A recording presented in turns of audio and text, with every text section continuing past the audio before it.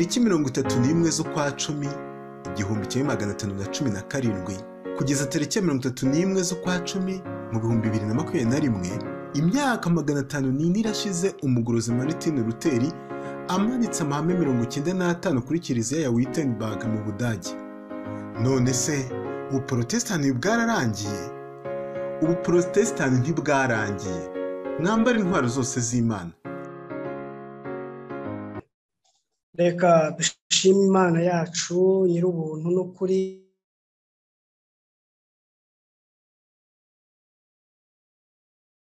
bose kubwayo. Kuba turiho ni kubwe, kuba yaraducunguye ni urukundo. Yesu ashimwe cyane.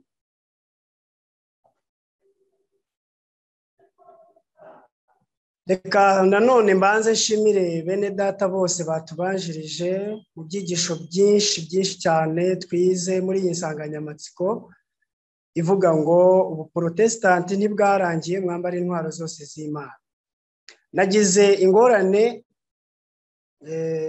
mashini nakoreshaga iranga rwose, kandi sibwo bwa mbere nari nyikoresheje, hari n'ubundi nari nayikoresheje, ariko byagaragaye ko umwanzi yagiye aturwanya cyane. Buri mwigisha cyangwa se buri muntu wari ufite inshingano, mwabonye ko Satani yagiye amurwanya ku giti cye, ndetse akagenda agaragara yuko adashimishijwe n'iki gikorwa. Ariko Imana yacu ni umurwanyi kandi ni umuneshi. Muraza kwihangana rero, kuko ntabwo ndi bubasharinge icyigisho nk'uko nari nagiteguye kuri PowerPoint. Tugiye gukoresha uburyo bwo gusoma, kuko mvuye ku cyempurima kugira ngo nibura nkoreshe telefone. Ariko nabyo katubishimira Imana, kandi Imana yacu yiteguye kudufasha nk'uko yagiye idufasha kuva nimugoroba. Ndagira ngo nanone kandi mbashimire namwe ubwanyu kwihangana mwagaragaje uhereye nimugoroba. Mwene data Paul niwe wabivuzeho, buriya ntabwo ari ikintu cyoroshye, ni ubuntu bw'Imana buba bwadufashije, ariko n'uwo muhati n'ubwo bushake tuba twagaragaje buriya natwe bitubyarira inyungu. Imana yacu ishimwe cyane. Ndashimira bene data bagize igitekerezo cy'iyi nsanganyamatsiko, kuko iyi nsanganyamatsiko irakomeye cyane. Ubuprotestani ntibwarangiye, mwambare intwaro zose z'Imana. Ndashaka rero kwahuranya icyigisho cyacu nkakinjiramo neza. Buriya ndaza gusharinga bene data soft yacyo nkuko n'abandi babigenje, nubwo tugiye kugisoma ku mpapuro. Ariko mbere yuko dutangira, reka nanone twicishe bugufi dusenge.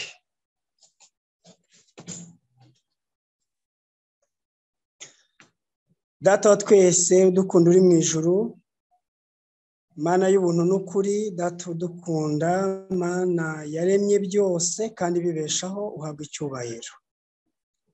Tugushimiye umugisha waduhereye muri Yesu Kristo, aribwo bugingo buhoraho bubonerwa muri we. Tugushimiye ijambo ryawe twize guhera nimugoroba, indirimbo nziza zigusingiza, umuvugo, gushima, ubuhamya n'ibindi byiza bene data bagiye bakora basenga. Byose tuzi yuko wabyakiriye kandi wabyumvise, izina ryawe rishimwe. Muri aka kanya rero nanone Nyagasani, tugiye gukomeza twiga icyigisho, kandi ndagusaba kugira ngo umwuka w'Imana akomeze kubana natwe, ndetse aya magambo akomeze kutwubaka no kudutera gufata icyemezo cyiza cyo kukwiyegurira. Nugaruka tuzabane nawe, kuko tubisabye twizeye mu izina rya Yesu, amen.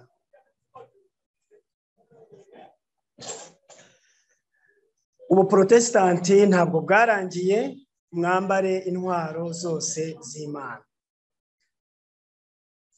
Icyigisho tugiye kwigana gifite umutwe uvuga ngo mutware kwizera nk'ingabo.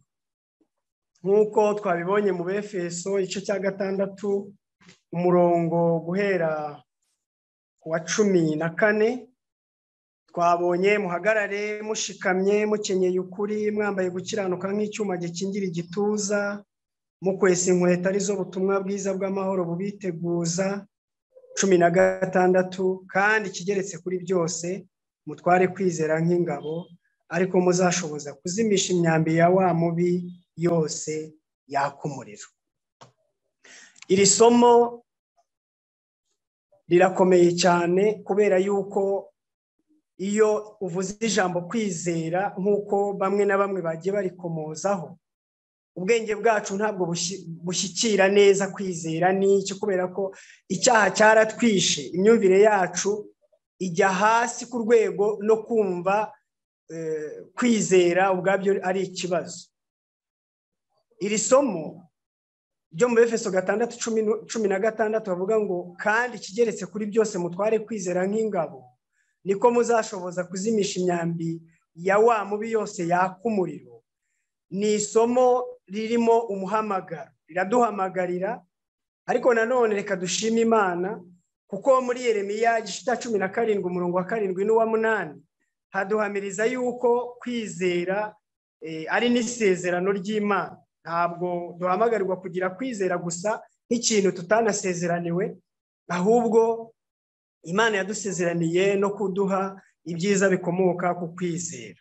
Yeremiya 17 umurongo wa 7 n'uwa 8 aravuga ngo hahirwa umuntu wizera Uwiteka akamubera ibyiringiro, kuko azahwana n'igiti cyatewe hafi y'umugezi, cyatewe hafi y'amazi, gishorera imizi mu mugezi, ikizatinya amapfa nacana, ahubwo ikibabi cyacyo kizahorana itoto, ikizita ku mwaka wacanyemo amapfa kandi ntikizareka kwera imbuto zacyo. Yesu niwe nkomoko yo kwizera nk'uko Bibiliya ivuga mu Baheburayo igice cya 12 umurongo wa 2 havuga ngo Yesu niwe nkomoko yo kwizera. Dutumbira Yesu ari we banze ryo kwizera kandi ari we ugusohoza rwose. Yihanganiye umusaraba kubw'ibyishimo byamushyizwe imbere, ntiyita ku isoni zawo, yicara iburyo bw'intebe y'Imana. Yesu niwe banze ryo kwizera. Nuvuga ngo kwizera tuvuga, kwizera dukeneye, kwizera dusabwa kuri muri Yesu, kandi Yesu niwe wabanje kwizera. Ushobora kwibaza uti mbese na Yesu yarizeye? Iri somo ryerekana ko twacunguwe kubera ko Yesu yarebaga ibyishimo byari hirya y'umubabaro ukomeye, maze ntiyita ku isoni z'umusaraba, yemera kuducungura.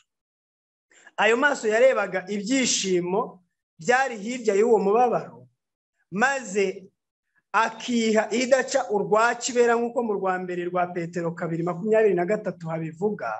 Nicyo gisobanuro nyakuri cyo kwizera. Rero Yesu niwe banze ryo kwizera. Niyo mpamvu dufite gukomera mu mutima ko kwizera dusabwa tutakubura niba Yesu ari we banze ryo kwizera. Kwizera kandi niko kwatumye turemwa rwose, niko ibyanditswe bihamya, kandi niko kwatumye ducungurwa. None se tuvuge ko uku kwizera kuvugwa muri Bibiliya, kuba Yesu yararebye ibyishimo byamushyizwe imbere biri hirya y'umubabaro, akiha idaca urwa kibera, yarangiza akemera kuducungura, tuvuge yuko uko kwizera kuvugwa aha ari kimwe no kuba wiga bikugoye ariko ukagira icyizere yuko nurangiza amashuri uzabona agafaranga, ukiruhutsa, ugakora ku ifaranga, ukishima, ukabaho neza. Cyangwa se twavuga yuko uko kwizera ari kimwe n'uko umugore yaba atwite ariko akareba hirya yo kubyara igihe azaba akikiye umwana, maze bikamutera gukomera, maze akaba ari byo twakwita kwizera. Si byo rwose. Ntaho uko kwizera guhuriye no kwa Yesu. Icyakora twabyigiraho kwizera icyo ari cyo, ko na Yesu igihe yakomezaga abigishwa be yarababwiye ati umubyeyi yari kubise arababara bikomeye, agira umubabaro, ariko iyo umwana amaze kuvuka baranezerwa. Avuga yuko tuzaca mu mubabaro ariko nyuma tukishima. None se ubwo twavuga ko mu by'ukuri kwizera ari iki? Reka tubanze twibaze niba igisobanuro cyo kwizera gishobora kumvikana muri Bibiliya. Mu Baheburayo igice cya 11 umurongo wa mbere havuga ngo kwizera ni ukumenya rwose ibyiringirwa udashidikanya ko bitazaba, kandi niko kuduhamiriza ibyo tutareba ko ari iby'ukuri. Kwizera ni ukumenya rwose, icyo ni icya mbere, kumenya rwose, aho wahaca akarongo, kumenya rwose ibyiringirwa ni ibihe, ni amasezerano y'Imana, ibyo kwiringira ni iby'Imana yahamije mu ijambo ryayo tugomba kwiringira. Noneho rero ni ukumenya rwose ukiringira yuko bitazabura kugira gute kuba, ukizera ko ibyo ari ukuri, niko kuduhamiriza ibyo tutareba ko ari ukuri. Mu yandi magambo, kwizera ni ukureba ibitaboneka. None se ubwo ufite kwizera? Ahari umuntu yavuga ati mfite kwizera, ariko ikibazo gikomeye kigaruka nanone kiravuga ngo ufite kwizera ki? Muri Yakobo igice cya 2 umurongo wa 19 aravuga ngo wizera yuko Imana ari imwe rukumbi. Ibyo ni byiza, ariko abadayimoni nabo barabyizera bagahinda umushyitsi. None se niba wizera ko Yesu yapfuye, ukaba wizera ko Yesu azagaruka, ukaba wizera ko abanyabyaha bazarimbuka, ukaba wizera ko hariho isi nshya, ukaba wizera yuko Imana ariyo yaremye isi, ukaba wizera ko Bibiliya ari ijambo ry'Imana, ibyo byaba bihagije. Abadayimoni nabo ibyo barabyizera kandi bagahinda umushyitsi. Ubwo se kwizera kuzima ni iki? Nkuko tubibonye mu Baheburayo 11 umurongo wa mbere yuko kwizera ari ukumenya rwose ibyiringirwa udashidikanya ko bitazaba, kandi kukaba ariko kuduhamiriza ibyo tutareba ko ari iby'ukuri. Reka turebe amagambo umuja w'Imana Ellen White yanditse mu gitabo cy'ubutumwa bwatoranijwe, umuzingo wa mbere ku ipaje ya 450 isubi ya 3, amagambo asobanura neza kwizera icyo ari cyo. Kwizera gukiza ntabwo ari ukwizera gusanzwe, ariko uku nguku tubonye, wizera ko Imana ari imwe rukumbi, wizera ko Imana yaremye isi. Kwizera gukiza ntabwo ari ukwizera gusanzwe. Kwa kwizera Pawulo yavuze ngo ikigeretse kuri ibyo, mu ntwaro zose yari yavuze, agakiza, inkweto arizo butumwa bwiza, umukandara, ariko kuri yavuze ko ikigeretse kuri ibyo, bivuze ngo ushobora kugira ibyo bintu ariko waba udafite kwizera bikagupfira ubusa. Ni abantu benshi babwiriza ubutumwa, yego bambaye inkweto, ni abantu benshi bambaye ingofero, ariko ikibazo, mbese ufite ukuhe kwizera? Kwizera gukiza ntabwo ari ukwizera gusanzwe, ntabwo ari ukwemera ukoresheje ubwenge gusa, ahubwo ni ukwizera gushinze imizi mu mutima, bituma ugufite yakira Yesu nk'umukiza we bwite, akemezwa ko ashobora gukizwa rwose, ashobora gukiza rwose abegerezwa Imana nawe bose. Uko niko kwizera gukiza. Kwizera gukiza ngo ntabwo ari ukwizera gusanzwe ko mu bwenge, ko kwemera ibintu mu bwenge, ahubwo ni ukwizera gushinze imizi mu mutima, bigatuma ugufite yakira Yesu nk'umukiza we bwite, akemezwa ko ashobora gukiza rwose abegerezwa Imana nawe. Kwizera ko azakiza abandi wowe ntagukize ni ukwizera kudashyitsi, ariko iyo umuntu yishingikirije kuri Kristo, iri jambo kwishingikiriza ubundi nicyo gisobanuro nyakuri cyo kwizera. To depend, kwizera ni ukwishingikiriza. Ariko iyo umuntu yishingikirije kuri Kristo nk'ibyiringiro rukumbi by'agakiza ke, nibwo kwizera gushyitse kugaragara. Uko kwizera kuyobora ugufite kugukunda Kristo bihebuje, ubwenge bwe bukagengwa na mwuka muziranenge, kandi kamere ye irahindurwa igasa n'iy'Imana. Kwizera rero ni ukumenya ibyiringirwa udashidikanya yuko bitazabura kuba. Ariko ntabwo ari ibyo mu bwenge gusa, ahubwo batubwiye yuko kwizera kuzima ari ukwishingikiriza kuri Kristo nk'ibyiringiro byawe rukumbi by'agakiza. Kandi ngo ibyo bikabyara iki?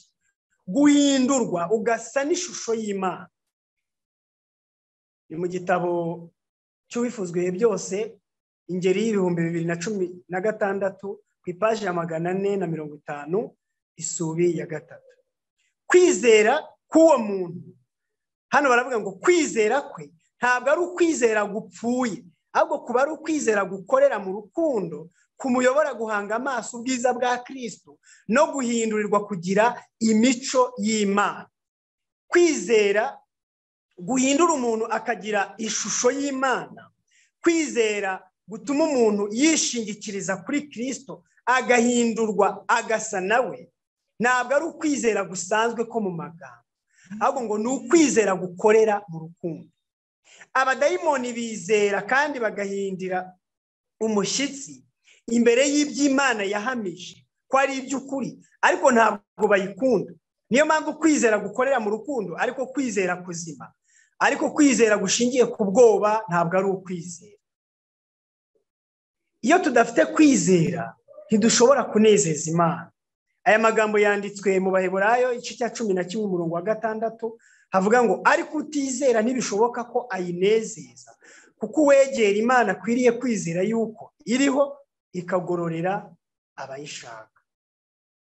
Niba turi kumwe kandi amagambo nsoma akaba yumvikana neza, nuko kwizera ari cyo cyonyine gishobora gutuma tunezeza Imana. Nta muntu n'uyu n'umwe ushobora kunezeza Imana adafite kwizera.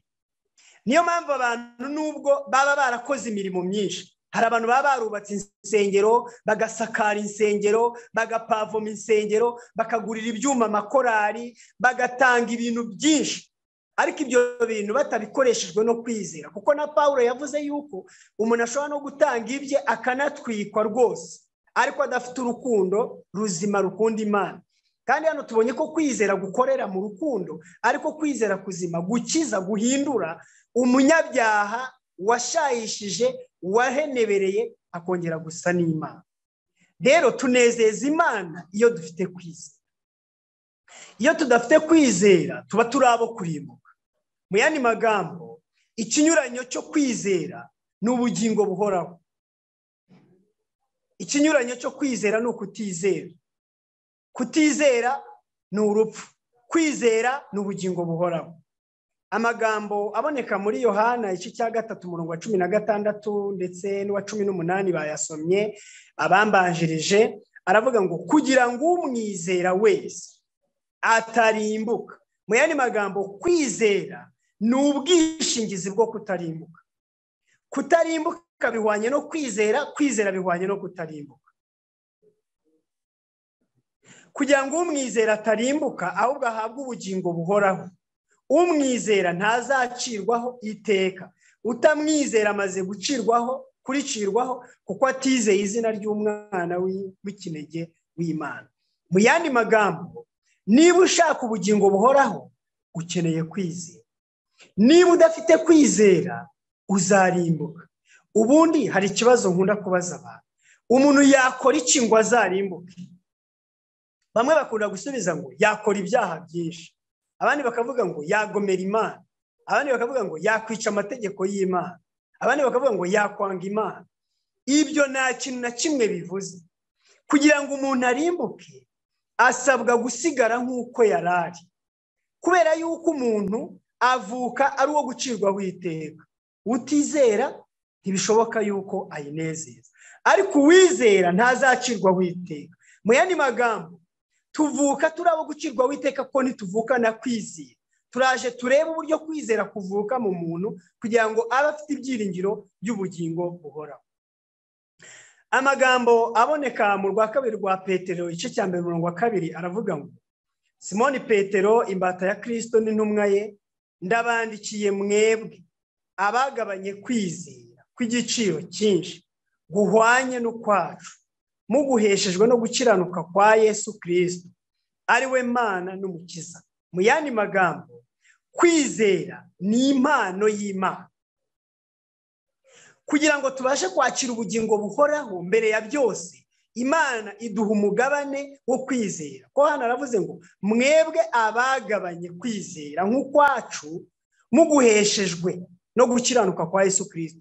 Kristo wakiranutse imbere y'amategeko ya Data wa twese, imbere y'ubutabera bw'ijuru, agasigara ari umwere, abasha kuduhesha impano yo kwizera, kandi uku kwizera akaba ariko kuduhesha ubugingo buhoraho. Muri Yuda igice cya 1:3 aravuga ngo bakundwa, ubwo nagiraga umwete wo kubandikira iby'agakiza dusangiye, niyumvisemo ko maswe no kubahugura kugira ngo mushishikarire kurwanira ibyo kwizera abera bahawe rimwe bakageza iteka. Mu yandi magambo, kwizera ni impano abera bahabwa, ni umugabane tugabana kuri Kristo wakiranutse imbere y'amategeko, akagabira kwizera abera bose. None se iyi mpano Yesu ayiduha ate?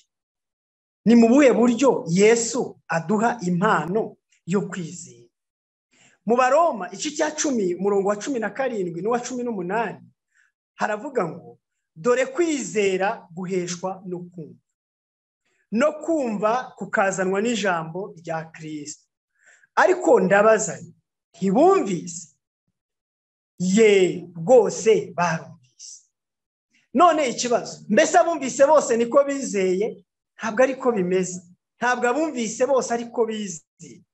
Noneho rero ubwo dushobora kuvuga dushingiye ku byanditswe tumaze gusoma ngo Kristo adutumaho ijambo, tukaryumva, tukarimenya, tukaryizera, tukumvira, tugakora ibyo bidusaba, maze bikaduhindukira agakiza.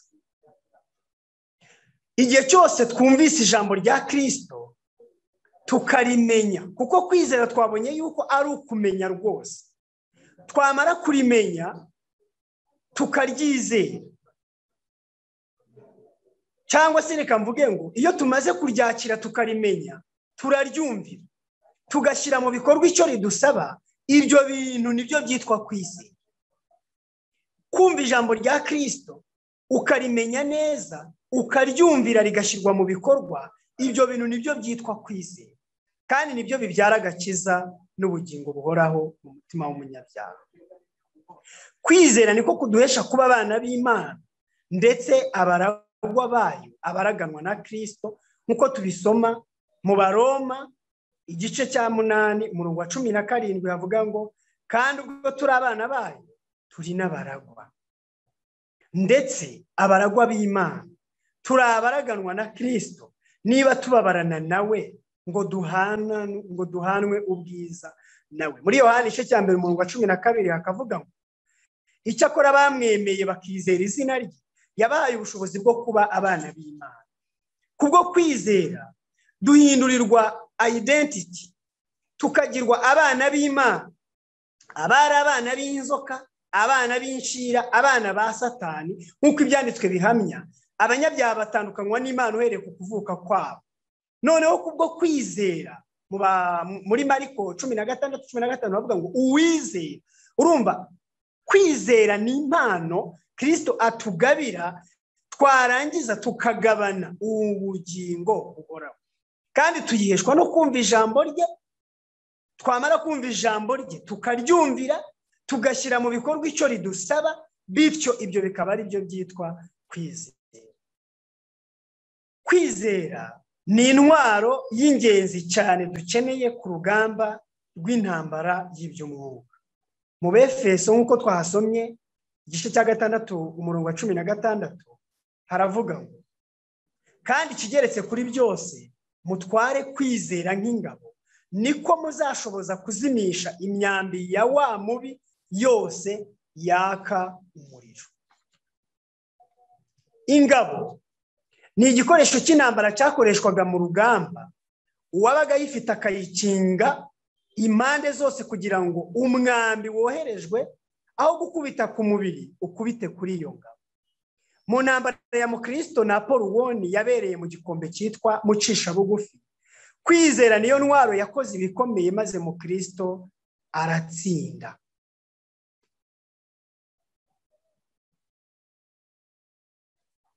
Mu gitabo cy'umugenzi volume ya mbere page ya 59 hari amagambo avuga: maze amutera mu gituza agacumu kameze nk'umwambi kakumuriro, ariko Mukristo akinga ingabo arakaranga nikagira icyo kamutwara.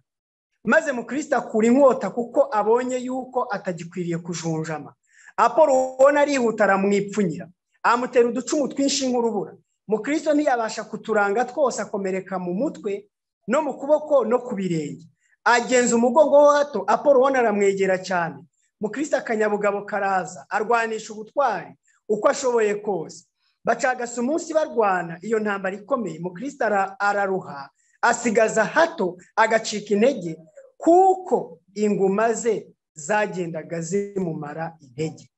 Ariko ngo ikintu cya mbere yakoze nuko yarangaga ingabo, maze utwo ducumu twinshi nitwagira gute. Ariko hatashize ingabo, kwizera imyambi yaramufasha. Ku ipaji ya 60 y'iki gitabo cy'umugenzi volume ya mbere avuga ngo Apoloni amubonye uburyo aramwegera aramusumira, amukubita hasi cyane, inkota ya Mukristo bagukubire. Apoloni aramubwira ati ndagushyikiriye, sindi bubure kukwica.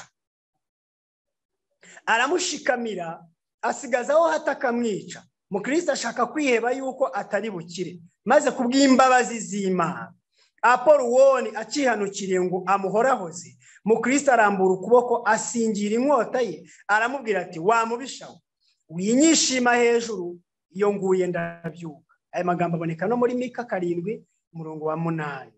Avuze ibyo acumita Apoloni inkota ye, amusubiza inyuma nk'ukomeretse uruguma rwica.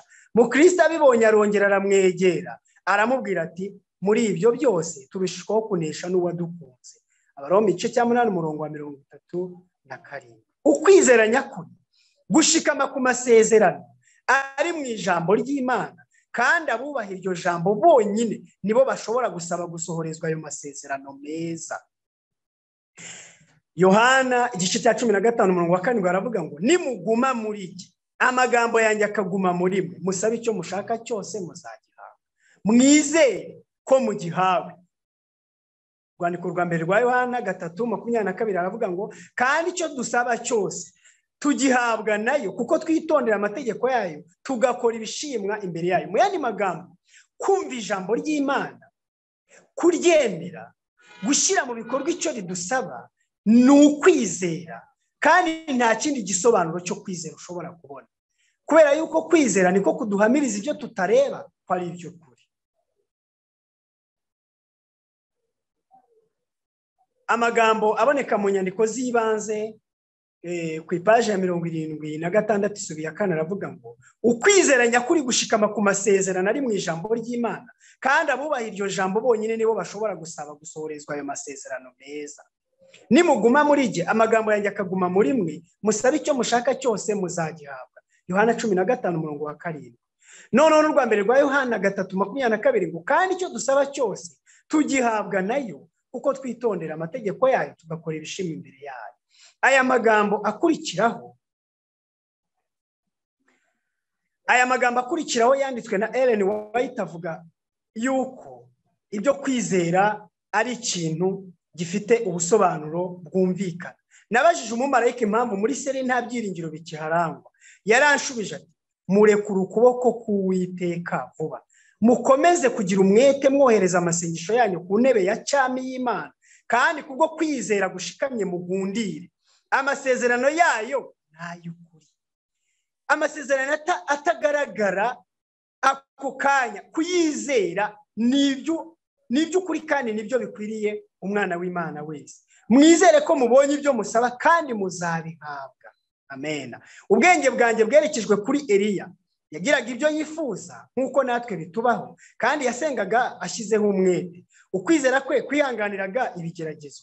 Yasengeye imbere y'Uwiteka inshuro ndwi, maze amaherezo haboneka agacu. Amena, amena cyane. Nabonye ko twagiye dushidikanya ku masezerano y'ukuri, bityo tukababaza umukiza wacu kubera kutizera kwacu. Yesu Kristo yagize agahinda mu mutima igihe kirekire kubera kutizera kwacu. Umumarayika yaravuze ati, mukenyere intwaro kandi hejuru ya byose mutware ingabo yo kwizera, kuko ari byo bizarinda umutima bikarinda ubugingo imyambi yaka umubi.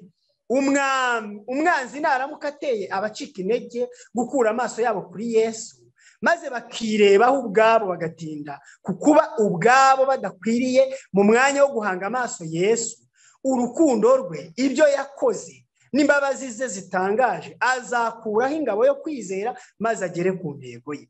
Bazaba bishyize ku rubuga rw'ibigeragezo bye bikomeye. Abanyantege nke bakwiriye gutumbira Yesu bakamwizera, muri ubwo buryo bakaba bagaragaza kwizera. Aya magambo aboneka mu nyandiko z'ibanze ku ipaji ya 77 isubiye kabiri. Bantu b'Imana duhamagarirwa kwizera. Niyo mpamvu Pawulo yavuze ngo kandi kigeretse kuri ibyo mutware kwizera nk'ingabo. Mu gihe tubona ko kwizera, intekerezo, inzozi, amayerekwa byiganje muri iki gihe, dukeneye kwizera gukomeye gukomoka mu ijambo ry'Imana. Bantu b'Imana, muri iki gihe turabona umuvumba w'amategeko ategura itegeko teka ryo kubahiriza umunsi w'icyumweru ku isi yose. Dukeneye kwizera gukomeye gukomoka mu ijambo ry'Imana. Bene data, turabona umudendezo w'idini, religious liberty, uvugwa kenshi, waharaniwe n'abagorozi batubanjirije, ari nabo bari abaprotestanti nyakuri. None ubupapa bukaba bwarawugize igikoresho cyo kubangamira abagaragaza ukuri n'ubuyobe itorero gatolika ririmo. Dukeneye kwizera gukomeye gukomoka mu ijambo ry'Imana. Turabona impuzamadini, ecumenism, ari nacyo gishushanyo cy'inyamaswa cyavuzwe mu Byahishuwe igice cya 13, kizahabwa guhumeka, kuvuga no guhata abatuye isi yose kumvira ubupapa n'ububasha bwabo n'ibinyoma byabo.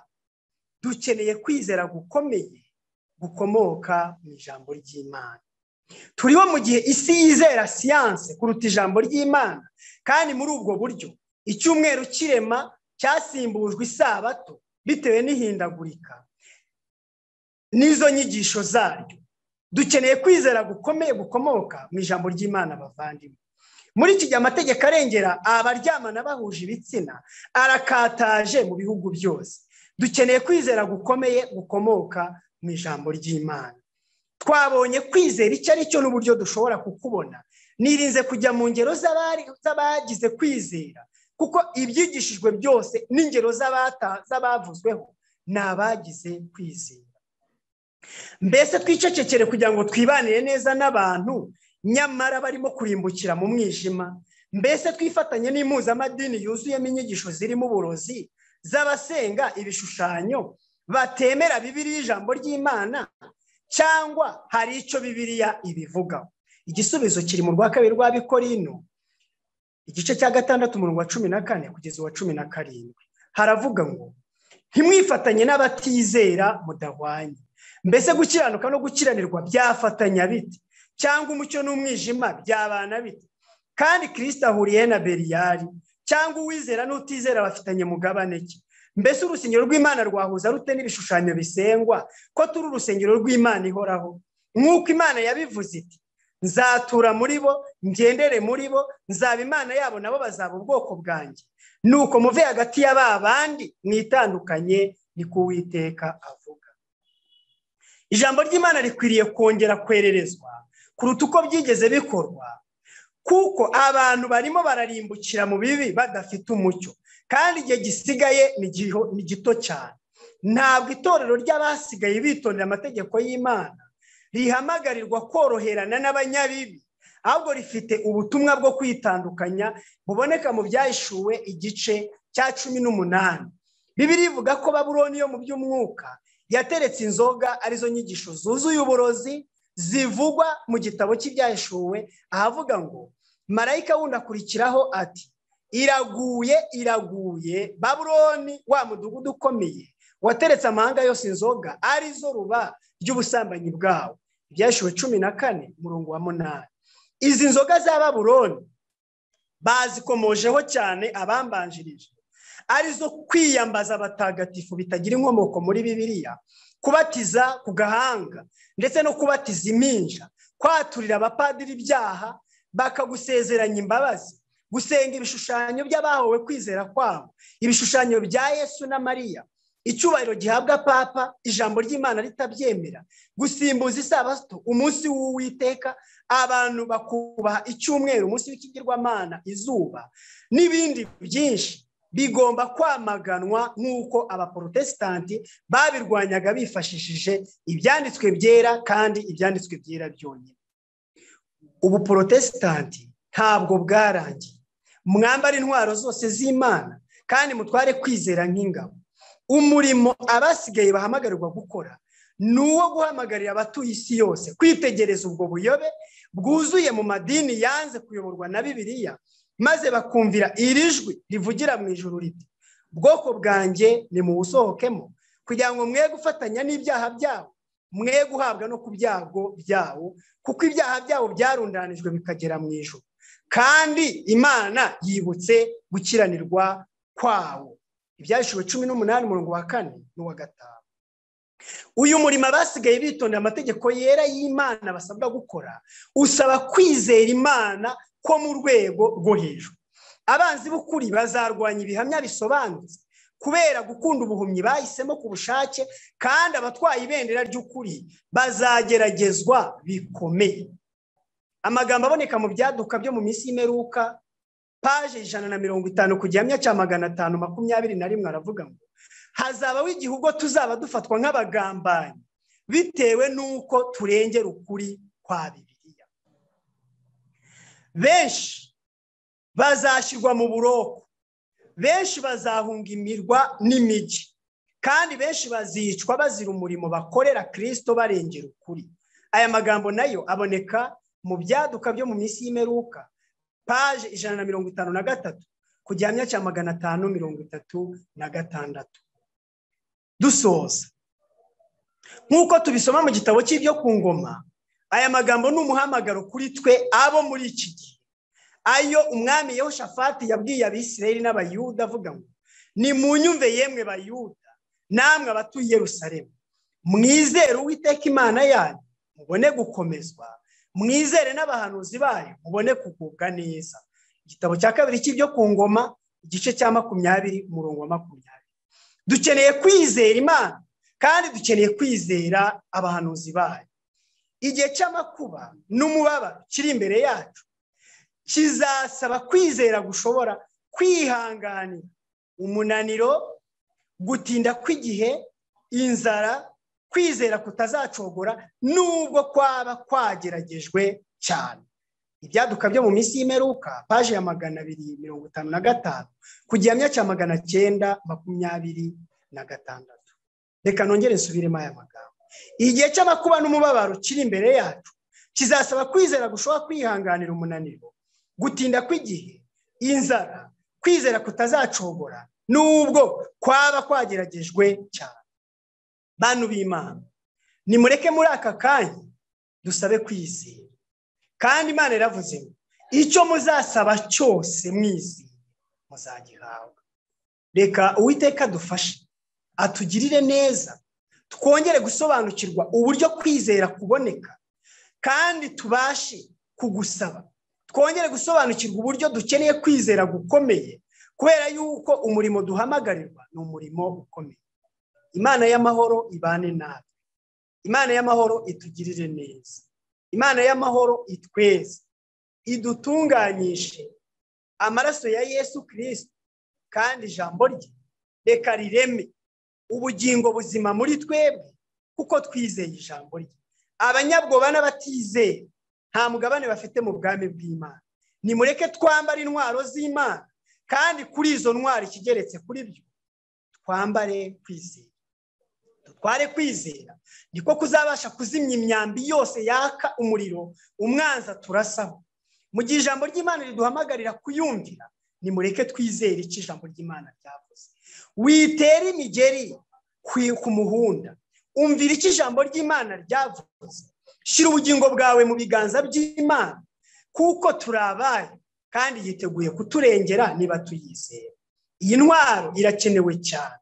Dukeneye kwizera, kandi tubonye ko kwizera dukeneye ari ukwizera kuzadusaba kwihanganira amakuba, inzara no gutinda kw'igihe.